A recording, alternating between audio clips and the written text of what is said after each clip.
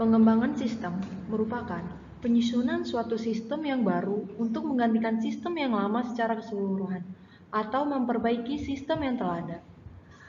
Perlunya pengembangan sistem-sistem lama yang perlu diperbaiki atau diganti disebabkan karena beberapa hal. Yang pertama, adanya permasalahan-permasalahan yang timbul di sistem yang lama. Kedua, untuk meraih kesempatan-kesempatan. Ketiga, adanya instruksi diri dari pimpinan atau adanya peraturan pemerintahan. Selanjutnya ada prinsip pengembangan sistem. Yang pertama ada sistem yang dikembangkan adalah untuk manajemen. Yang kedua, sistem yang dikembangkan memerlukan orang yang terdidik. Ketiga, proses pengembangan sistem tidak harus surut. Dan terakhir, dokumentasi harus ada untuk pedoman dalam pengembangan sistem.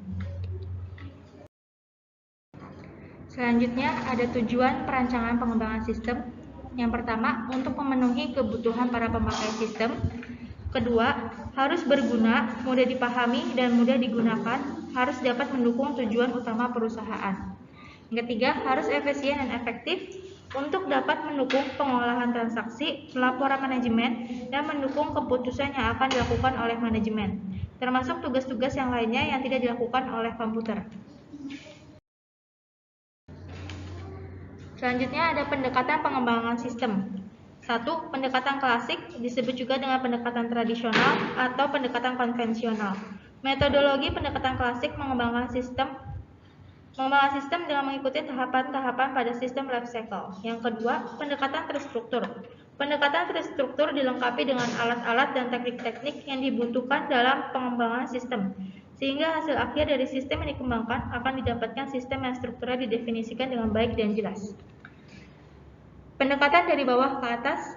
Pendekatan ini dimulai dari level bawah organisasi, yaitu level operasional, di mana transaksi dilakukan. Pendekatan ini dimulai dari perumusan kebutuhan-kebutuhan untuk menangani transaksi dan naik ke level atas dengan merumuskan kebutuhan informasi berdasarkan transaksi tersebut.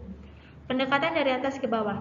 Pendekatan dari atas ke bawah dimulai dari level atas organisasi, yaitu level perencanaan strategi. Pendekatan ini dimulai dengan mendefinisikan sasaran dan kebijakan organisasi. Langkah selanjutnya dari pendekatan sistem ini adalah dilakukannya analisis kebutuhan informasi.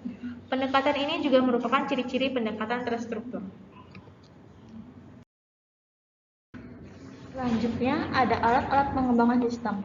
Yang pertama, hipodiagram. Hipodiagram adalah teknik dokumentasi program yang menggambarkan alur-alur atau sistem kerja program yang telah dirancang. Yang kedua, ada data flow. Data flow adalah suatu diagram yang menggambarkan aliran data dari sebuah proses atau sistem. Yang ketiga, ada struktur chart. Struktur chart adalah chart yang digunakan dalam bidang software engineering yang menunjukkan keseluruhan komponen yang harus diikut sertakan dalam sebuah program. Yang keempat ada chart diagram. Chart diagram merupakan metodologi pengembangan sistem yang terstruktur. Selanjutnya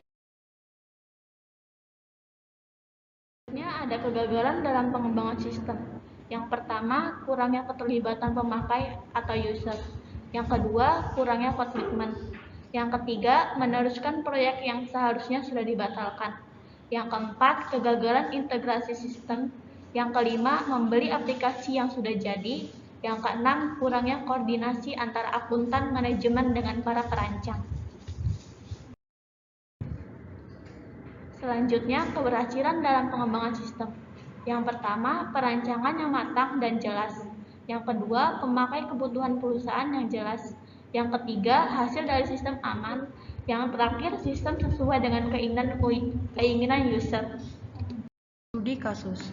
Dikutip dari sumber berita kompas.com, penggunaan sistem pembayaran tunai di tol sudah dilakukan sejak dulu, saat jalan tol pertama di Indonesia resmi dioperasikan, yakni Tol Jagorawi sepanjang 59 km pada tanggal 9 Maret 1978, di mana penggunanya harus menghentikan laju kendaraan saat mengambil atau menyerahkan kembali kartu tanda masuk atau karcis, dan melakukan pembayaran dengan tunai.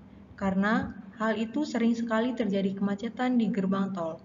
Karena kondisi tersebut memang cukup memakan waktu, belum lagi dengan antrian yang panjang, karena dianggap lama dan kurang efisien yang disebabkan oleh pelayanan yang menggunakan transaksi tunai.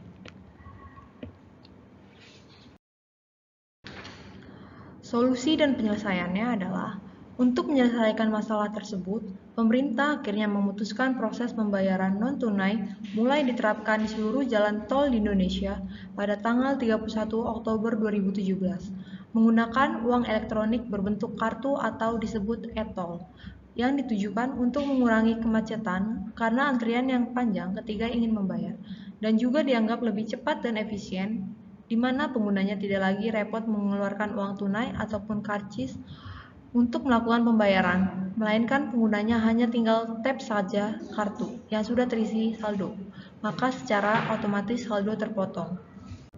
Kekurangan dan kelebihan dari e-tol manual dan e-tol komputer. Kekurangan dari e-tol manual makin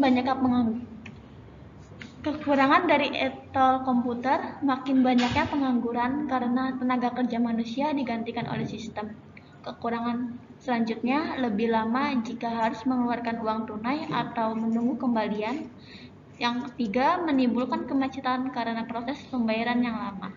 Kelebihan dari e-tol komputer lebih cepat dan praktis.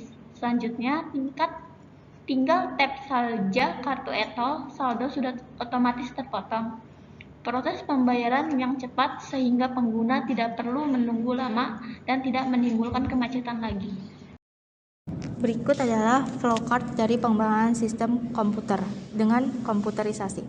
Dimulai dari pengendara, tempelkan kartu e-tol, kemudian di sistem file data transaksi e-tol, dan dimasukkan ke Departemen Keuangan Tol untuk mencocokkan file data transaksi dan laporan pembayaran. Selanjutnya dari sistem mengumpulkan struk pembayaran, membuat laporan pembayaran dan laporan pembayaran sudah jadi. Selanjutnya dari Departemen Keuangan Tol mencocokkan file data transaksi dan laporan pembayaran. Selanjutnya laporan dibagi menjadi dua. Yang pertama laporan transaksi, yang kedua ke giro bank. Dari laporan tersebut perusahaan membuat faktur. Habis itu faktur dikirimkan ke manajer. Manajer memeriksa faktur dan selesai.